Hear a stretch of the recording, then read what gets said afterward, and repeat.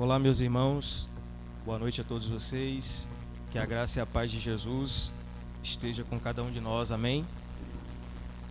Vamos abrir as nossas Bíblias no Salmo de número 42, será a meditação da noite de hoje, em mais uma exposição da série sobre o livro dos Salmos. Estamos estudando à luz da perspectiva dos Salmos como cânticos da alma, um guia devocional do povo de Deus. Nós finalizamos os livros do primeiro livro de Salmo. Nós temos uma divisão muito clara no Saltério em 150 capítulos que se dividem em 5 grandes livros, e hoje nós vamos ao Salmo 42, que é o salmo que abre o segundo desses 5 livros que compõem o Saltério bíblico. E o Salmo 42 é um daqueles textos muito conhecidos, pertinentes e extremamente atuais. Portanto, meus irmãos, eu quero chamar sua atenção para a nossa leitura e aplicação deste salmo. Diz assim a palavra de Deus: como a coça anseia por águas, ou como a coça anseia por águas correntes, a minha alma anseia por ti, ó Deus. A minha alma tem sede de Deus, do Deus vivo. Quando poderei entrar para apresentar-me a Deus? Minhas lágrimas têm sido meu alimento de dia e de noite, pois me perguntam o tempo todo: onde está o seu Deus? Quando me lembro destas coisas, choro angustiado, pois eu costumava ir com a multidão, conduzindo a procissão à casa do meu Deus, com cantos de alegria e de ações de graças entre a multidão que festejava. Porque você está assim tão triste, ó minha alma? Porque está assim tão perturbada dentro de mim? Põe a sua esperança em Deus, pois ainda o louvarei. Ele é o meu Salvador e o meu Deus. A minha alma está profundamente triste, por isso de ti me lembro, desde a terra do Jordão, das alturas do Hermon, desde o monte Mizar. Abismo chama abismo ao rugir das tuas cachoeiras. Todas as tuas ondas e vagalhões se abateram sobre mim.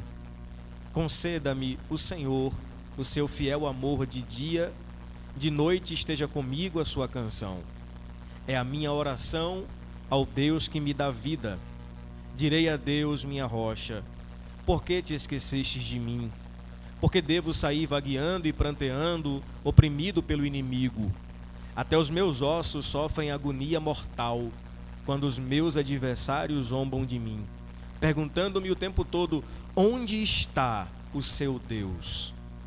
Porque você está assim tão triste, ó minha alma? Porque está assim tão perturbada dentro de mim? Ponha a sua esperança em Deus, pois ainda o louvarei. Ele é o meu Salvador e o meu Deus. Meus amados irmãos, este salmo, ele pretende enfatizar a confiança do salmista em meio às terríveis circunstâncias da vida. Essa, por exemplo, é a tônica da sequência do Salmo 42, que se estende até o Salmo 72. O segundo livro dos Salmos fala muito sobre a nossa relação conosco em meio às dificuldades da vida e como nós podemos confiar em Deus face ao sofrimento. É interessante a autoria deste salmo, porque a epígrafe do texto revela que foram os filhos de Corá, ou os coraitas, que compuseram este salmo. Nós vamos ter na sequência entre os salmos 42 ao 49, a autoria destes salmos referente a esses filhos de Corá, que eram levitas que serviam no templo.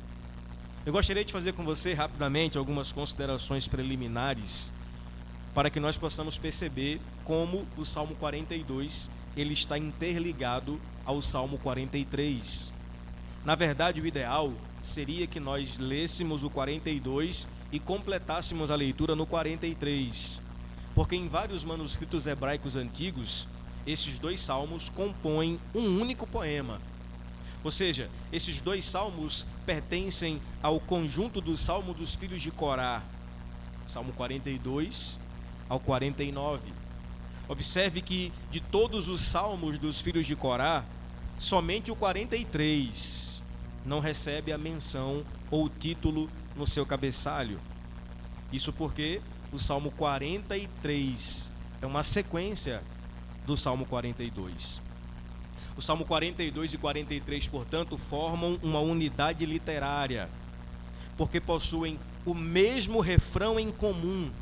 Se você ler o verso 5 do 42, ele se repete no verso 11 do 42 e também vai se repetir no verso 5 do Salmo 43. Porque está abatida, ó minha alma, porque te perturbas dentro de mim. Espera em Deus, pois ainda o louvarei. Esses salmos, ambos foram escritos na mesma métrica e possuem a mesma linguagem e ideias semelhantes. Portanto, nós devemos ler, ou quem lê o Salmo 42, deve ou não pode perder de vista o Salmo 43. Agora, é importante destacar, meus amados irmãos, que esse texto traz duas informações no cabeçalho. Se você ler rapidinho aí a epígrafe ou esse tema inicial acima do texto, esse tema inicial traz duas informações importantes sobre o Salmo 42 que nós acabamos de ler. O primeiro é que este salmo é um salmo didático. O que seria isso? A ideia do texto é mostrar que este salmo foi escrito com o objetivo de ensinar. Agora observe que o tom do salmo é sobre sofrimento, porque está abatida a minha alma. Sofrimento é o tema do salmo. E o salmista quer nos ensinar. Ele quer nos ensinar a superar o abatimento da alma. Meus amados irmãos, passar pelo túnel escuro da depressão é angustiante e tenebroso. Mas é confortante saber que outros antes de nós já trilharam esse mesmo caminho sombrio e com a graça de Deus conseguiram enxergar luz no fim do túnel pela bondade e pela misericórdia de Deus. Então, por mais poeticamente falando que seja doloroso as palavras deste salmo, nós podemos aprender com o sofrimento dos nossos antepassados. Depressão não é uma coisa nova. A Bíblia já mostra homens em extrema angústia. Outro ponto importante é que a epígrafe diz que este salmo são salmos escritos pelos filhos de Corá. Quem eram estes? Eram levitas responsáveis pelo ministério da música no templo de Jerusalém. O levita que escreveu o Salmo 42 era, portanto, alguém envolvido com o ministério do templo na Cidade Santa. E observe que, apesar de ser alguém compromissado com a obra de Deus, e apesar da comunhão com Deus e com os irmãos, ainda assim, este autor passou pelo terrível vale da depressão. A informação que o texto nos ensina, meus amados irmãos, é que a comunhão com Deus não nos isenta de momentos difíceis. Não é porque servimos a Deus no templo, não é porque temos comunhão com Deus e com os irmãos que nós seremos isentos de passar por dificuldades. Pelo contrário, nós sabemos o quanto é estreito o caminho e pesada é a nossa cruz. O próprio Jesus, homem perfeito, suou gotas de sangue e orou com agonia no jardim do Getsêmani. Portanto, meus amados irmãos, este salmo ele abre a janela para a alma de um homem que oscila entre confiança e desespero, fé e melancolia.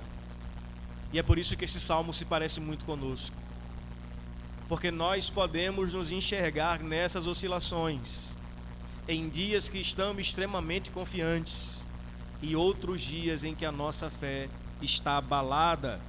Portanto, à luz da confissão de fé deste salmo, nós podemos tirar preciosas lições que ensinarão a nossa alma angustiada aplicações preciosas das verdades de Deus. O primeiro verso do salmo, ele abre com uma comparação. Como a corça anseia por águas correntes, a minha alma anseia por ti, ó Deus.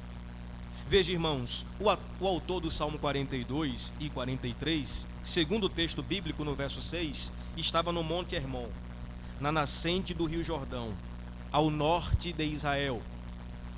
O comentarista bíblico chamado Kidner explica que este é o lamento de um cantor exilado na região norte, perto da nascente do Jordão, que ansiava estar de volta à casa de Deus. Então observe, qual era a origem da angústia do salmista? A origem da sua angústia não era outra senão porque ele estava exilado na região norte e não podia ter o contato com o templo e com o culto ao Senhor. Portanto, ele está lamentando o fato de que ele ansiava estar de novo com Deus no seu santo templo e em comunhão e graça com seus amados irmãos.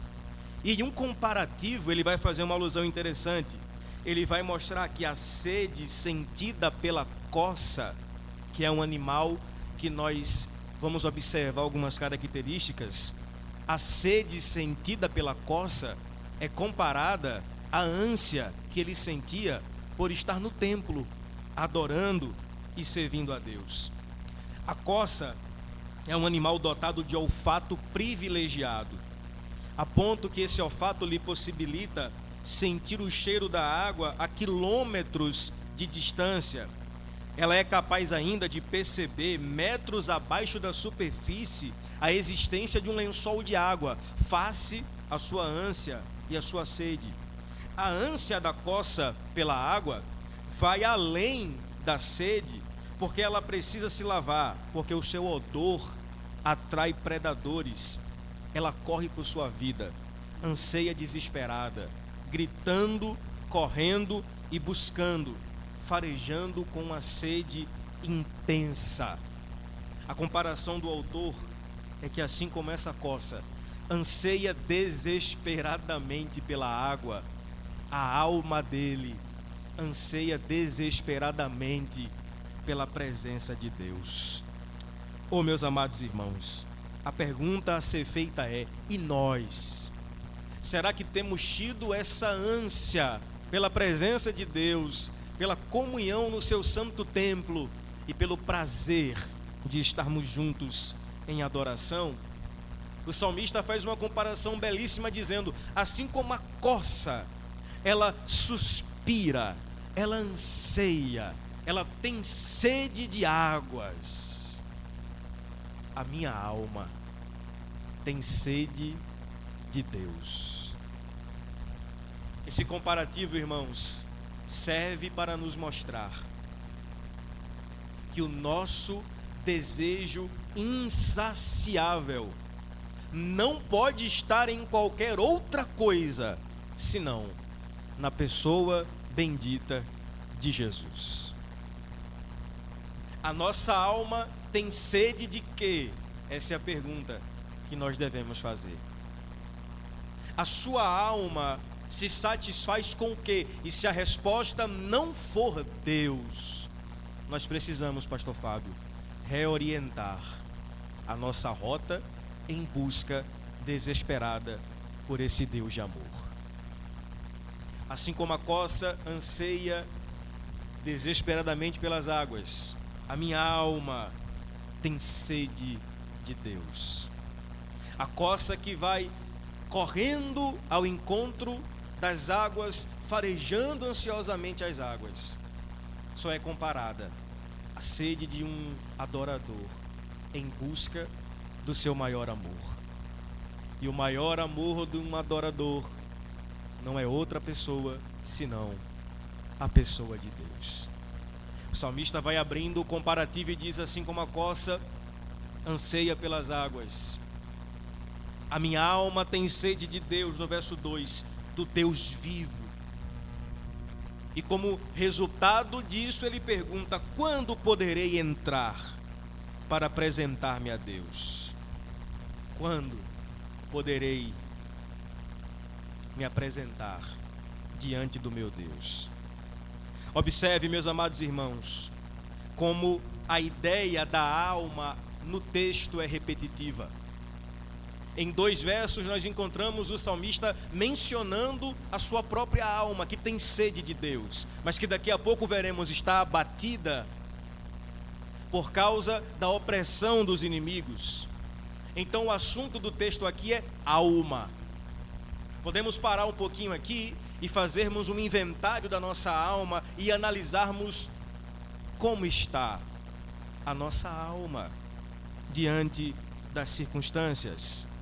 Um comentarista bíblico que eu gosto muito, chamado Matthew Henry, comentando este salmo, disse o seguinte: olha que interessante: as almas jamais poderão descansar em outra parte que não seja no Deus vivo. Aí ele conclui falando o seguinte: comparecer diante do Senhor é o desejo do justo e é o terror do hipócrita. A sua alma, meu amado irmão, ela não vai ter paz enquanto não repousar na pessoa bendita de Jesus. O que este salmo está mostrando para nós é que quando temos sede de Deus, deste Deus vivo, como causa a esse efeito, logo surge a pergunta: quando poderei entrar para apresentar-me ao meu Deus? Em outras palavras, o salmista, que estava longe do templo, da adoração, da comunhão, está perguntando: quando eu serei restaurado ao privilégio de me unir novamente ao povo de Deus em oração e louvores públicos? É isso que ele está dizendo. Em outras palavras, eu estou sendo privado de estar no templo com os meus irmãos. E eu sempre gosto de falar isso aqui, irmãos: poucas coisas são tão belas quanto o canto congregacional. Poucas coisas na terra são tão belas quanto a igreja do Senhor cantando a plenos pulmões.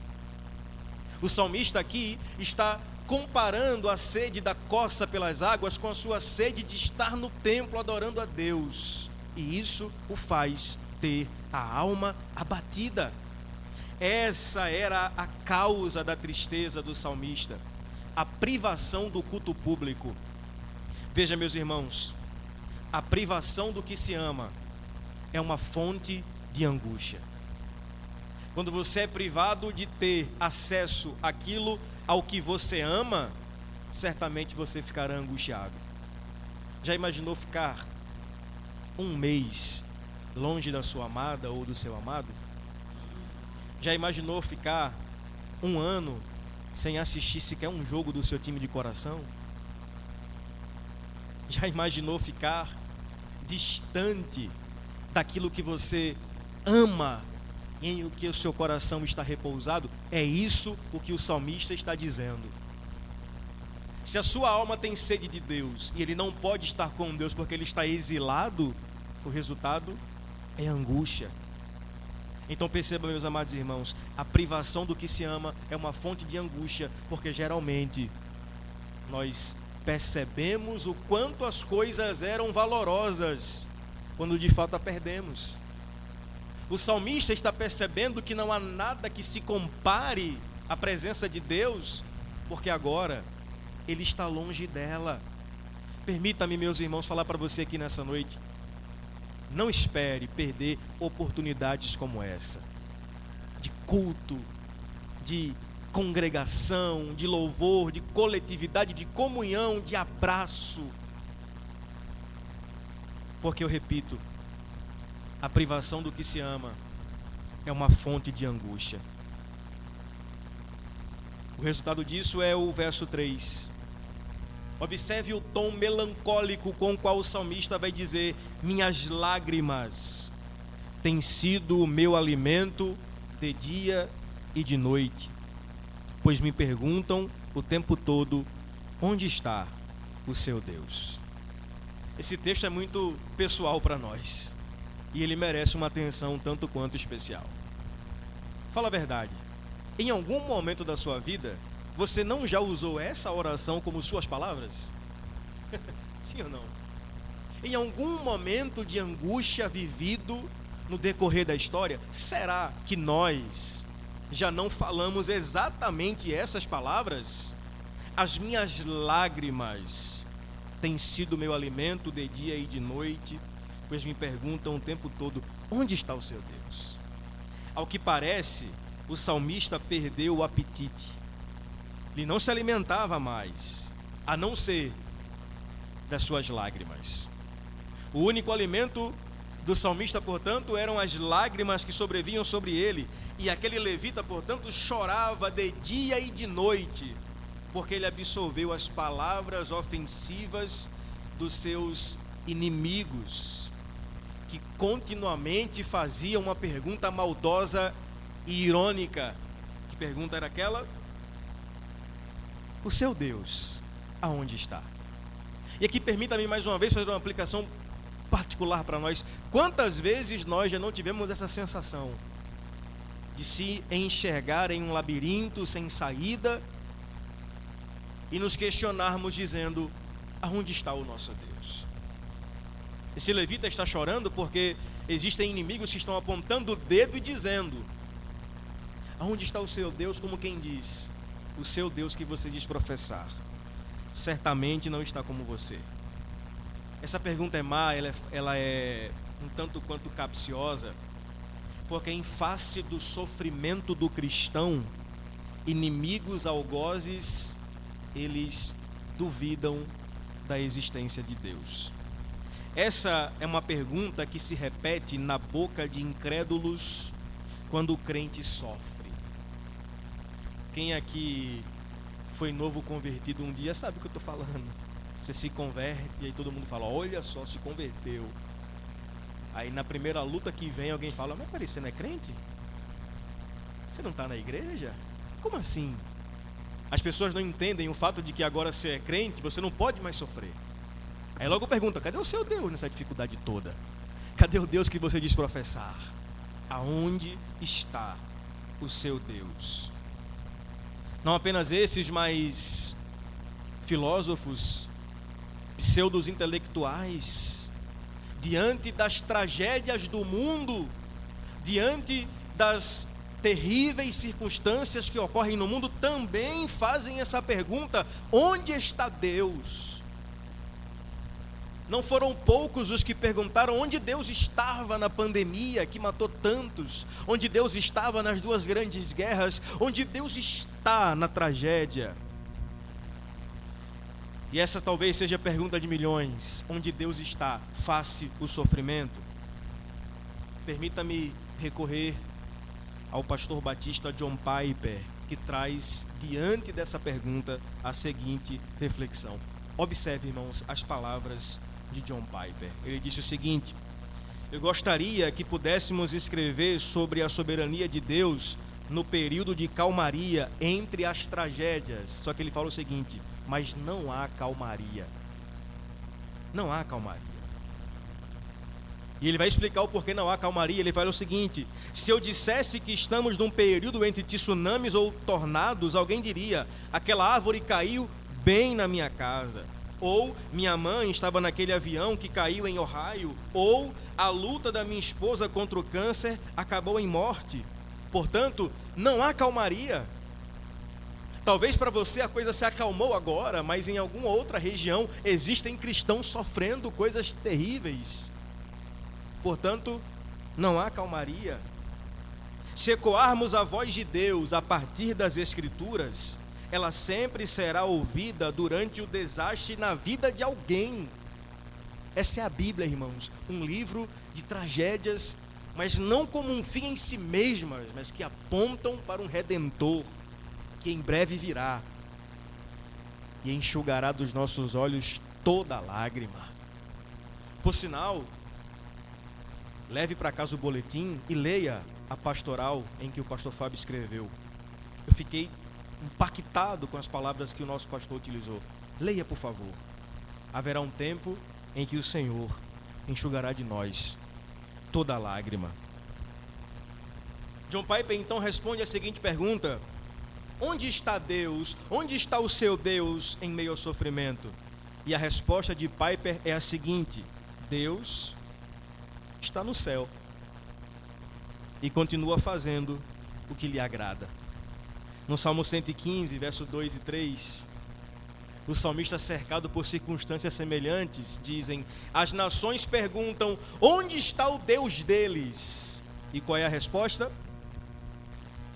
A resposta do salmista é que o nosso Deus está nos céus e pode fazer o que lhe agrada.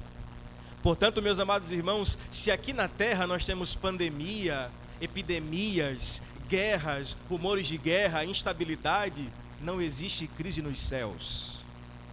O nosso Deus continua assentado sobre o trono. Onde Deus está, pastor? Onde sempre esteve. Controlando soberanamente todas as coisas. Mas para finalizar o raciocínio de Piper, permita-me lhe falar o que ele vai concluir. Ele diz o seguinte: na maior parte do tempo, as pessoas não pensam em Deus. Para as pessoas, Deus é um fator nulo em suas vidas. Por exemplo, olha que interessante, elas não costumam dizer, onde está Deus? Quando ela está dançando em um show alegre, em uma noite de sábado. Ou elas não perguntam assim, onde está Deus? Quando estão diante de um prato delicioso no restaurante. Para milhões de pessoas, Deus não é um tesouro adorado em tempos de fartura. Ele é um bode expiatório para os tempos de angústia. O que Piper quer dizer? É que geralmente nós perguntamos onde Deus está somente quando as circunstâncias são desfavoráveis. Por que não perguntamos onde Deus está quando está tudo bem? É porque geralmente, quando está tudo bem, nós nos sentimos deuses do nosso próprio destino. E se está tudo bem, Deus não cabe aqui. Mas se está tudo mal, a culpa é dele. E permita-me repetir a expressão de John Piper.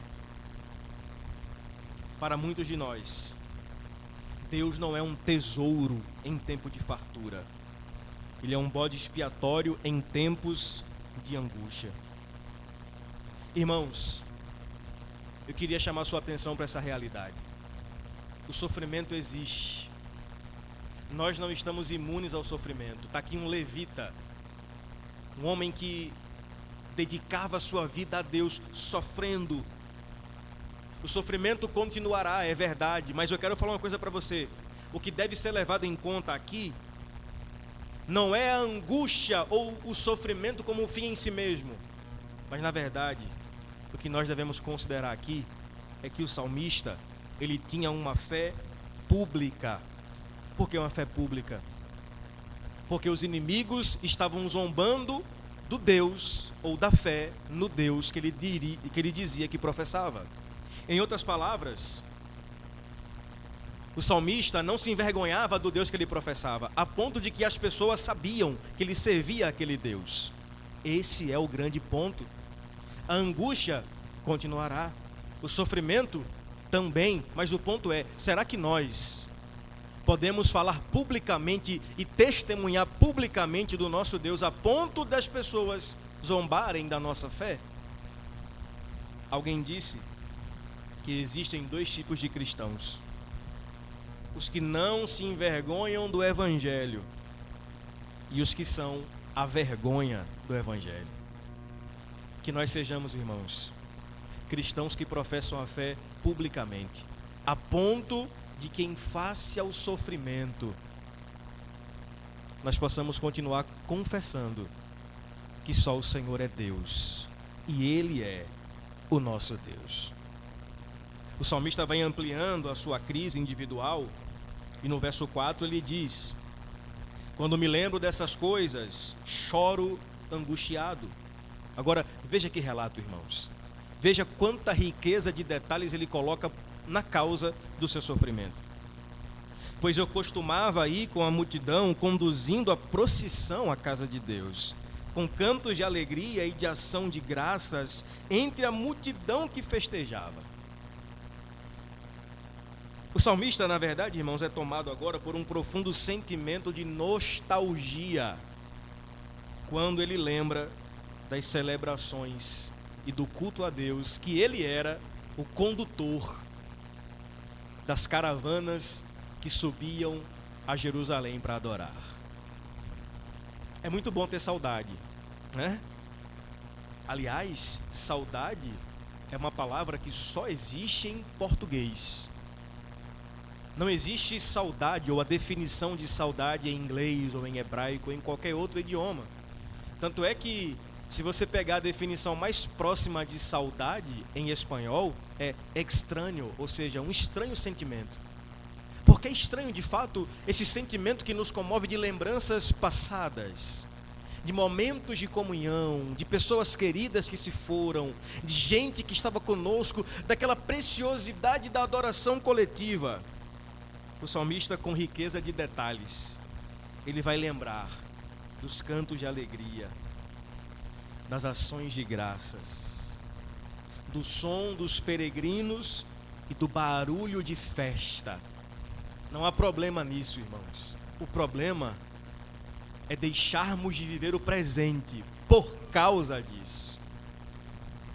Um sentimento nostálgico se torna ruim quando ele me impede de viver o presente. O salmista aqui está paralisado porque ele não pode mais voltar àquele tempo, porque ele está exilado. Ele está opresso por inimigos e por adversários, e tudo o que lhe resta é lembrar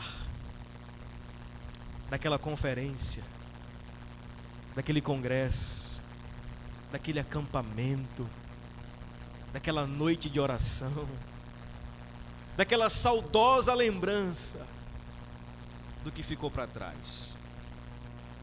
O salmista estava entre a saudade do passado e a angústia do presente. A alma dele, tomada pela nostalgia, estava presa a um passado glorioso. E diante, meus amados irmãos, dessa realidade tão nostálgica, a grande verdade é que nós devemos sim lembrar de bons momentos, mas sob a perspectiva de que a vida é dura, mas uma coisa que nós devemos aprender com a vida é que, sobretudo, ela continua. O ápice desta canção é o verso 5. Esse refrão que vai se repetir mais para frente, mas que aparece no texto como uma pergunta: por que você está assim, tão triste, ó minha alma? Por que está assim, tão perturbada dentro de mim? Põe a sua esperança em Deus, pois ainda eu o louvarei. Ele é o meu Salvador. Veja, irmãos, o âmago da dor do salmista é o refrão da sua canção. Não é tremendo isso? O ponto máximo do seu sofrimento é o verso 5. E o verso 5 é o refrão da sua canção. O que é que nós podemos aprender com Deus? É que em Deus as nossas dores viram música. Sabe, irmãos, o sofrimento para o ímpio é vivido sob a ótica da possibilidade do suicídio, do remédio tarja preta, do abandono, do desespero, do desamparo. Mas para o cristão, ele pode ser vivido à luz da poesia. Deus pode transformar a nossa dor em música.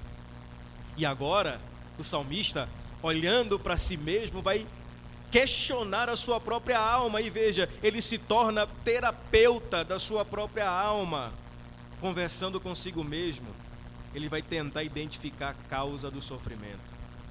E nesse refrão, o eu mais verdadeiro responde à alma mais fraca.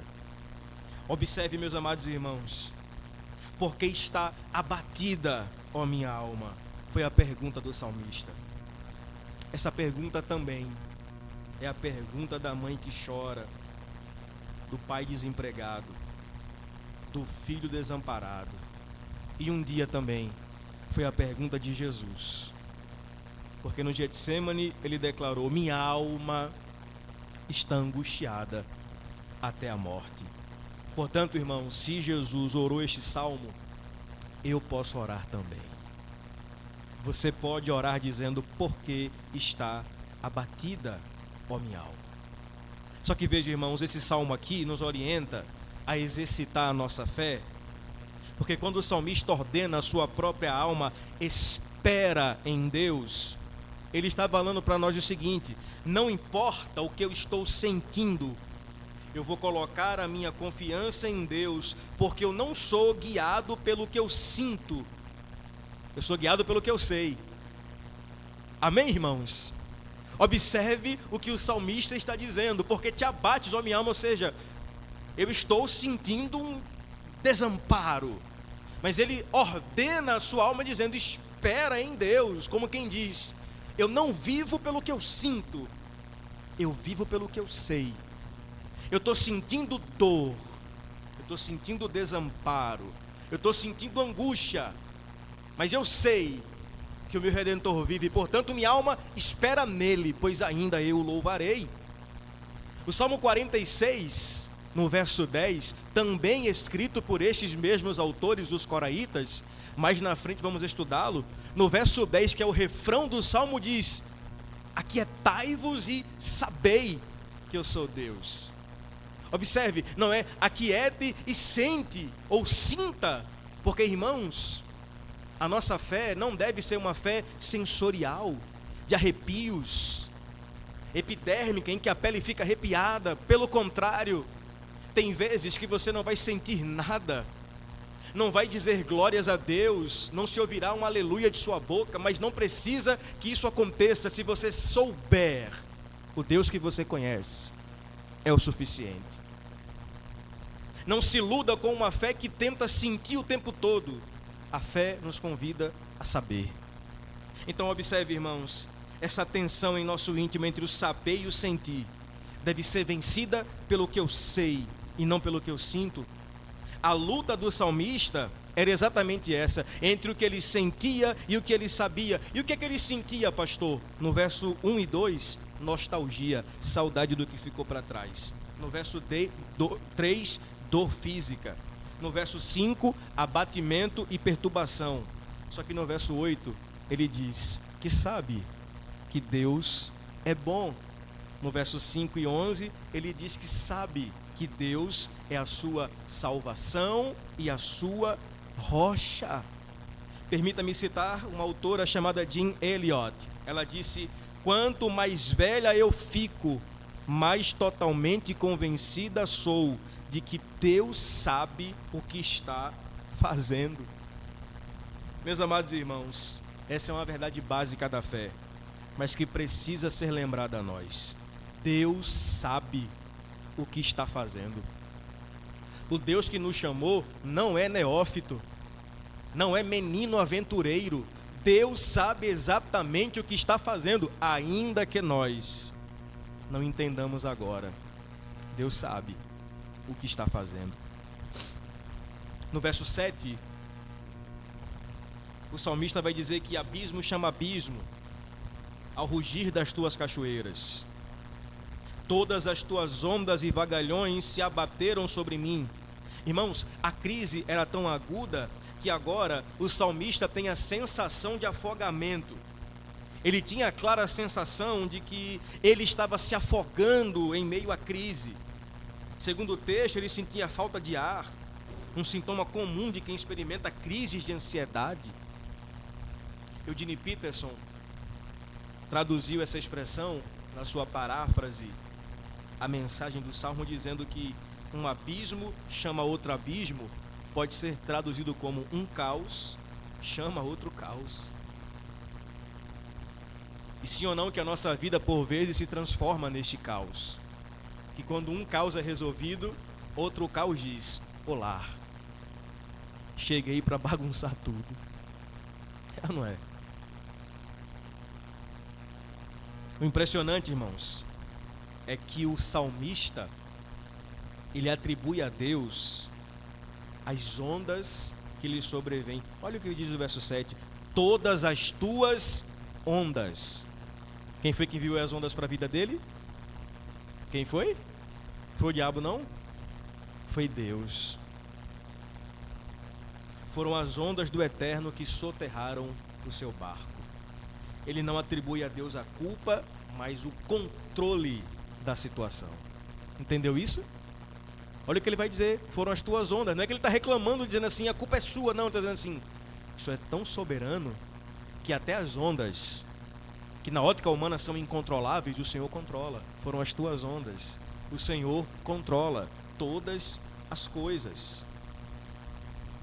No verso 8, ele vai fazer mais um pedido: conceda-me, Senhor, ou conceda-me o Senhor o seu fiel amor de dia, de noite esteja comigo a sua canção.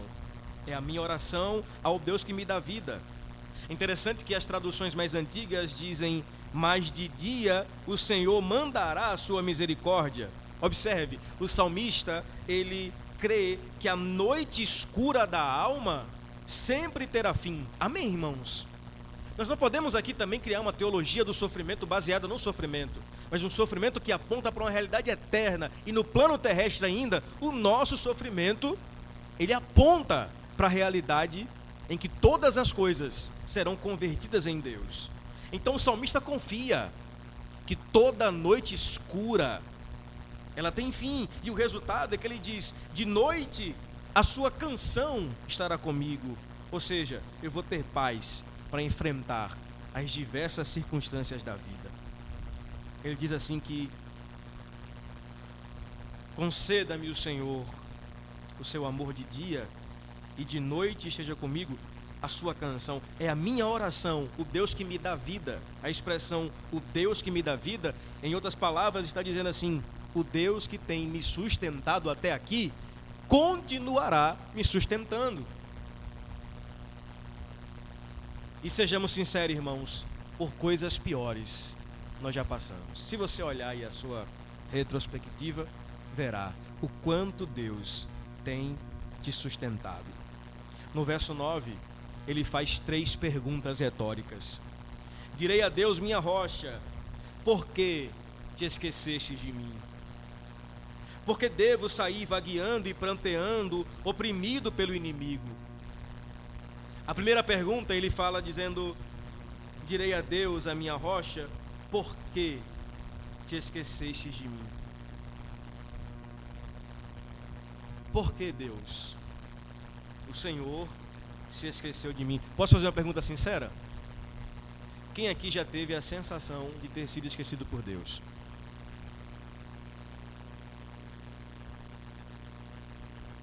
Só o pastor Fábio? Ah, tá. Você já teve essa sensação? E quem aqui já orou nessas palavras: Senhor, tu me esquecestes? Né? Sabe o que é que eu gosto nisso aqui? É que é muito bom saber que orações sinceras como essa estão na Bíblia. Para mostrar para nós que não há nada que a gente fale que surpreenda a Deus. Tipo assim, agora você foi longe demais. Está na Bíblia, irmãos. O salmista, um levita, um ministro de Deus, dizendo assim: o Senhor me esqueceu. Ainda que ele saiba que isso é impossível, pois a Bíblia diz que Deus não se esquece de nós. Ainda que uma mãe que amamenta se esqueça do seu filho, Deus jamais se esquece de nós. Mas ainda assim ele fala: eu sinto isso. E como é bom saber, irmãos, que orações sinceras e humanas estão registradas na Bíblia. Só que antes dessa pergunta ele declara: Deus é a minha rocha. Ou seja, Ele é o meu escudo, a minha defesa, o meu salvador. E ele conclui dizendo assim: Por que eu ando em sofrimento? Por quê? Que pergunta sincera e honesta. Por que eu sofro?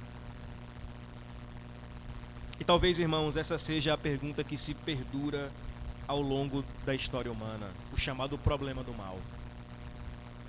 Por que há sofrimento no mundo? Ele fala, porque eu sofro andando sem direção, pranteando e oprimido. E a verdade, irmãos, é que, especificamente e humanamente falando, nós nunca teremos a resposta exata para o nosso sofrimento, mas sabemos a origem dele, o nosso pecado. Desde quando o pecado entrou no mundo, ele trouxe sofrimento. O primeiro resultado produzido pelo pecado foram espinhos que brotaram na terra. Portanto, irmãos, o que os filósofos chamam de o problema do mal, eu prefiro chamar de o problema do bem. Que bem? É que o mal que hoje opera e atua no mundo, ele será superado por um bem chamado Cristo, aonde na sua redenção gloriosa, diz a Bíblia, que para sempre estaremos com Ele cantando uma nova canção, e dos nossos olhos toda lágrima será enxuta. Em resumo, irmãos, não dá para prometer aqui na terra um sofrimento que se acaba, ou uma teologia que fala, venha para Jesus e pare de sofrer. Biblicamente é impossível. E talvez o nosso coração se anime com esse tipo de teologia, né? Olha, venha para Jesus e faça 7 sexta-feiras de campanha e pronto, os seus problemas acabaram. Venha para Jesus e sacrifique o seu Isaac, dê dinheiro aqui no templo e acabou. Irmão, amanhã é segunda-feira. O confiança vai continuar perdendo e me dando raiva. Não é, Sara? Nós vamos estar envolvidos nos maiores emaranhados de problemas todos os dias. Mas escute, o problema não é o problema do mal, mas é o problema do bem. Por quê? Porque o nosso sofrimento aqui aponta para a realidade que um dia não haverá mais sofrimento. A morte não vai reinar mais sobre nós. Toda dor, angústia ficarão neste plano. Porque o nosso sofrimento aponta para uma realidade eterna. Eu quero concluir, irmãos, com a última expressão dos versos 10 e 11. No verso 10, o salmista diz que os seus ossos sofreram agonia mortal. Por quê?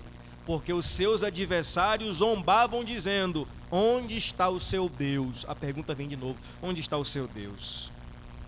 Veja, irmãos, interessante, né, que existe uma lógica simplista em que as pessoas usam na seguinte perspectiva: como é que você é cristão e está sofrendo? A verdade, irmãos, é que todo homem sofre, cristão ou não. A diferença é que o cristão aprendeu a sofrer. E, portanto, em última análise, o nosso sofrimento não é um fim em si mesmo, mas aponta para a realidade eterna, onde não haverá mais sofrimento. É por isso que a gente sofre. Segundo Augusto de Nicodemos, o sofrimento vem para nós para que a gente lembre que o céu não é aqui. E é verdade. Já pensou uma vida sem sofrimento? Para que iríamos para o céu? É ou não é? Agora, é interessante que a lógica simplista das pessoas é, se você está sofrendo, você está sem Deus. E muitas teologias são construídas nessa base. Se você está rico, ou se você está rico, Deus está com você. Se você está pobre, está amarrado. Se você está com saúde, Deus está contigo. Mas se você está doente, você está em pecado. Isso não é novidade, pastor Fábio, veja. Os amigos de Jó usavam essa mesma lógica simplista. Jó foi provado por Deus, e os amigos de Jó vão fazer teologia do sofrimento alheio, dizendo assim, Jó, alguma coisa está errada aí. Você deve estar em pecado. Aí vão começar a especular. Não, você fez isso, você fez aquilo. Não tem gente assim? Aí tem pecado escondido, com fé. Não tem gente assim? Que faz teologia do sofrimento alheio? Dá pitaco? Interessante, Marcos 6. Os discípulos vão atravessar o mar Doda. E no barco, Bíblia diz que vem uma grande tempestade, água entrando, os discípulos desesperados. Aí, Carlos, a Bíblia fala que vem Jesus andando sobre as águas. Jesus andando sobre as águas fala o seguinte: não temas, sou eu. Veja, irmãos, que tremendo isso.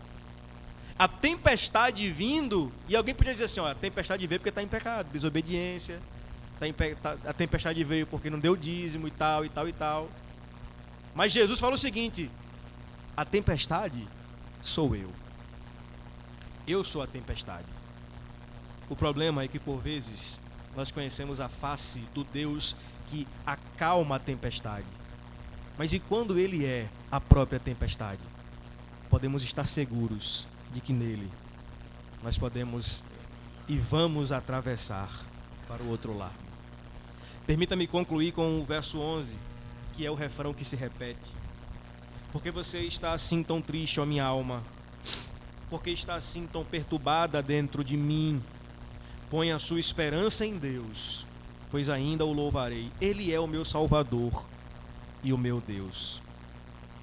O salmista volta a ser terapeuta da sua própria alma e exorta mais uma vez a si mesmo, dizendo: minha alma, você não me domina.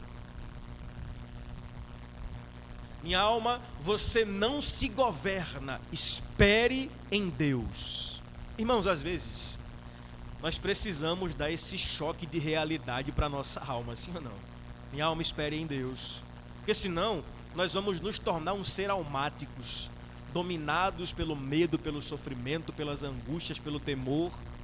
E eu quero concluir utilizando a paráfrase de Martyn Lloyd-Jones, um dos meus escritores preferidos. E Martyn Lloyd-Jones, ele foi capelão da Capela de Westminster, na Inglaterra, e ele era médico de profissão, inclusive um dos médicos assistentes da Rainha Elizabeth, cardiologista, e ele deixou a medicina para ser pastor. E ele foi um pastor magnífico, chamado de o último dos puritanos. Só para você ter uma ideia, Martyn Lloyd-Jones passou 13 anos pregando aos domingos sobre o livro de Romanos. 13 anos. Tem uma coleção dele de Romanos que dia 3 de outubro eu quero ganhar de presente. Fica a dica aí, né? Mas veja, Martyn Lloyd-Jones, ele, dentre vários livros que escreveu, ele escreveu um livro que a editora PES, ou PES, PES, publicou com o seguinte título: Depressão Espiritual. E comentando este salmo, essa expressão, porque está abatido a minha alma, espere em Deus, ele fala o seguinte: estou dizendo que o maior problema em toda essa questão de depressão espiritual, num sentido, é que, não, ouça isso, é que nós permitimos que o nosso eu fale conosco, em vez de nós falarmos com o nosso eu. O que ele está dizendo? É que em meio às crises, existem vozes aqui dentro que tentam nos convencer do mal, do pior.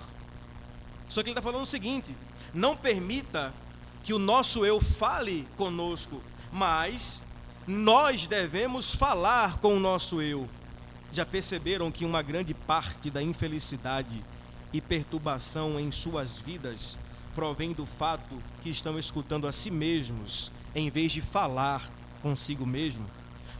Por exemplo, considerem os pensamentos que lhe vêm à mente quando você acorda de manhã. Esses pensamentos vêm à sua mente e você começa a falar, trazendo de volta o problema de ontem. Alguém está falando. Quem está falando? O seu eu está falando com você. Ora, o que o salmista fez aqui foi o seguinte: em vez de permitir que esse eu falasse com ele, ele começou a falar consigo mesmo. Porque está abatido a minha alma? Era a pergunta da alma. Mas o espere em Deus era a sua exortação para a sua alma abatida. A alma deprimida, esmagada, foi repreendida por uma palavra de fé. Eu confesso aos irmãos aqui, esses últimos 7 dias, irmãos, foram dias em que eu tive que dizer para minha alma: alma, você não se governa. porque a todo tempo um abatimento moral violento vem sobre mim, e eu sei que veio sobre muitos de vocês aqui também. Mas por vezes se faz necessário que nós repreendamos a nossa alma inquieta e digamos: espera em Deus, pois ainda o louvarei. Lloyd Jones conclui dizendo que nós precisamos aprender a ter controle sobre nós mesmos. Como? Pregando o Evangelho para nós. Para concluir, ele fala o seguinte: termine com essa nota de triunfo. Desafie a si mesmo, desafie os outros, desafie o diabo, desafie o mundo todo, dizendo como este homem: eu ainda o louvarei. Ele é a salvação da minha face, o meu Deus. Eu preciso dizer constantemente para mim mesmo: espere em Deus, Jefferson, espere em Deus. Você ainda irá louvá-lo novamente. Esse sentimento de tristeza vai passar, e ainda que não passe, um dia na eternidade nós seremos consolados. Hoje, irmãos, a sua alma pode estar curvada. Amanhã ela vai estar restaurada. Olhe para Jesus. A luz irá nascer. Um novo dia vai amanhecer. Se for necessário, coloque uma placa bem grande em algum lugar, bem visível em sua casa, com as palavras: espere em Deus, pois ainda nós o louvaremos. Amém, meus irmãos? Fiquemos de pé.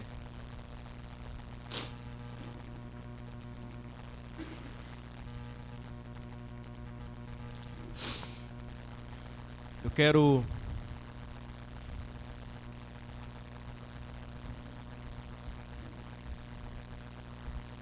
convidá-lo, em reação a esse sermão, cantar essa canção. Particularmente ficou muito marcada para nós, porque era uma canção em que o nosso irmão Saulo lhe gostava bastante. E eu confesso a vocês que essa tem sido a minha canção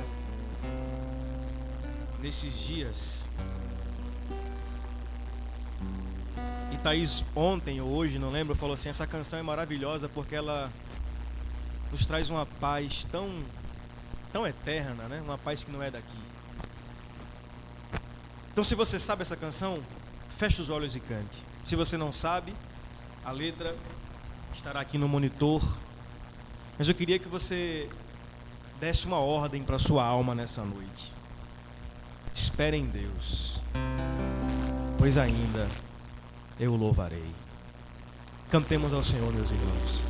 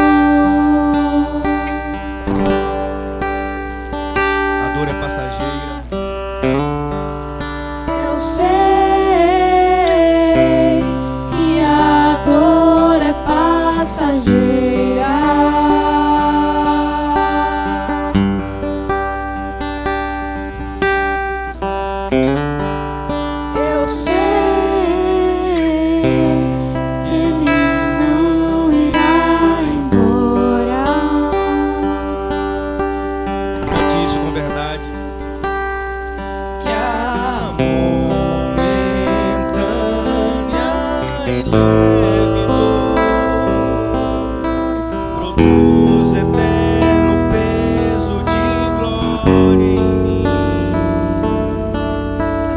produza o caráter do Cristo em mim.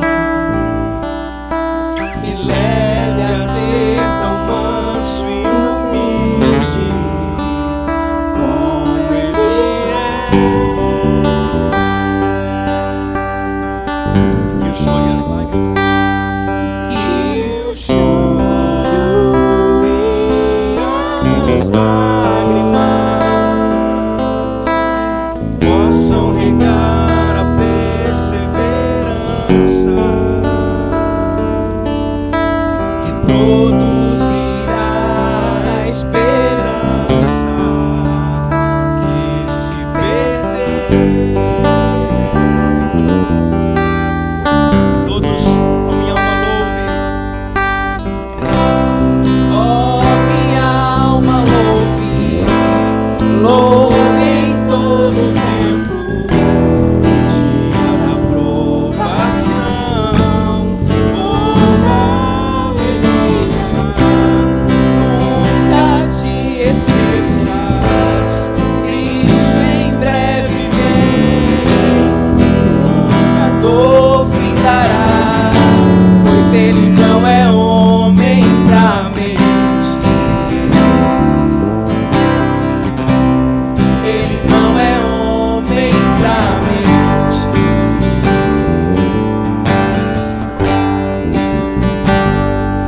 Que amor momentânea e leve dor produz eterno peso de glória em ti. Produz o caráter, produza o caráter do Cristo em mim. Me leve a ser tão manso e humilde como Ele é.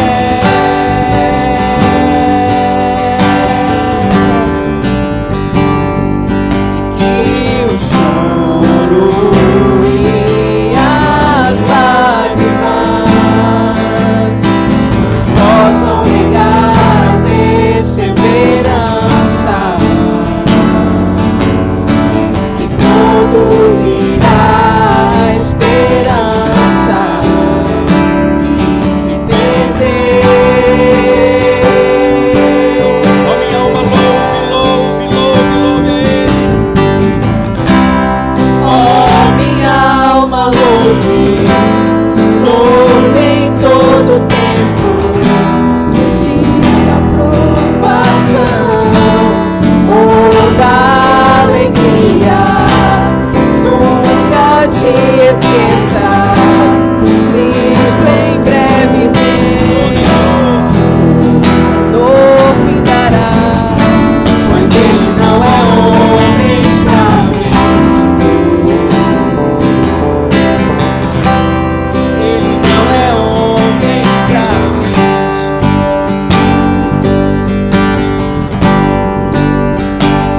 Não há coisa alguma que Ele não possa fazer. Ele é. Eu sou só um homem, mas Ele é Deus. Eu sou totalmente dependente. Sou totalmente vulnerável. É Deus. Ó minha alma louve, louve em todo tempo, no dia da provação ou da alegria. Nunca te esqueças, nem por um segundo, o mesmo Deus que te livrou das trevas te levará até o fim. Te levará até o fim. Senhor, te damos graças, Deus. Ordenamos a nossa alma nessa noite, espera em Deus. pois ainda te louvaremos, ó Pai. Neste momento, queremos apresentar-te o pão e o vinho, o pão e o cálice. Neste momento, ele é